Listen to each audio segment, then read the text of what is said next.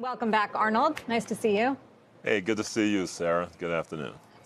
Good afternoon. So the miss was blamed on Omicron, and now you're talking about very strong booking volumes that you're seeing. What's driving that? Is it simply getting out of a pandemic phase? Talk a little more about what you're seeing. Oh, no, absolutely. We have about 75% of our ships as of March sailing again, which is fantastic. We've seen unbelievable strength in bookings in our Carnival brand. The past 3 weeks are wave season type bookings, so extraordinary bookings at higher pricing. So we have a lot of momentum going. Of course, we've had to change some itineraries over in Europe. And so I would like to take a moment now to say, along with everyone else, we stand for peace. We have thousands of employees from the Ukraine and from Russia. And our heart just goes out to everyone who is being directly impacted, whose loved ones are being impacted. But even with those sailings, while we've had to pull out of Russia, we've been able to replace it with itineraries going to different places in Sweden and Latvia and Norway and Denmark. So things are really positive from a demand front and from a booking front looking forward. Even in the international cruises, is that where people want to go right now? Because what we hear from the airlines and hotels is that there's this boom, but it's largely domestic. Well, keep in mind that we're a global company. We have 9 world-leading cruise line brands, and they sail in home port all over the world. So we source a lot within Europe. And, of course, Europeans, many of them still want a vacation. And so those brands are seeing, good booking strength and good onboard yields when people are on board, as are our North American brands.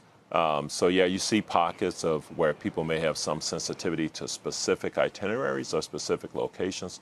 But overall, North America and Europe, as we said in our business update today, we have good booking momentum at strong pricing. So on pricing, fuel is definitely going to hurt. Hurts the airlines, certainly hurts you guys. How much of a damper does that put on the financial recovery that you expect, and how can you offset that? Are you raising prices? Well, what we do, first of all, is manage consumption, and we've done a good job of that. So we've had a 30% reduction in unit fuel consumption since, mid-2000s, and we've done very well with that. We have additional opportunity for reduction in consumption, both because we have 25% of our ships will be new ships once we are back at 100%. We took out less efficient ships, about 22 of them. Plus, we have many initiatives on board our ships for a better fuel efficiency, from itinerary planning to fine-tuning the engines to using different lighting, conservation on board of water, as well as food waste and so on. So we have, first and foremost for us, is consumption. Fuel prices go up, they come down. It's happened through time. We've suffered through fuel spikes before, and we'll see how long this one persists. And if it does, then we'll take a look at other actions to take if that proves to be necessary.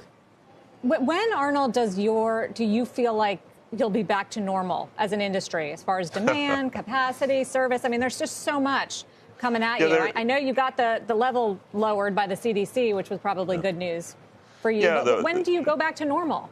Yeah, the world is always not normal. And so for us, when are we going to see a return to 100% of our fleet and EBITDA greater than what we had in 2019, et cetera? Right now we're looking at positive EBITDA in the third quarter is what we're looking at, for the third quarter. And so in 23, we're optimistic we'll have the full fleet sailing. We already have 40 sailings already now that are at 100% occupancy. And so we see that as an additional indication of strong momentum. So we have to see what happens around the world because, you never know. But based on the trends today and the demands today, we're optimistic in 23 we can return to seeing 100% of our fleet sailing at the occupancy levels and at stronger pricing.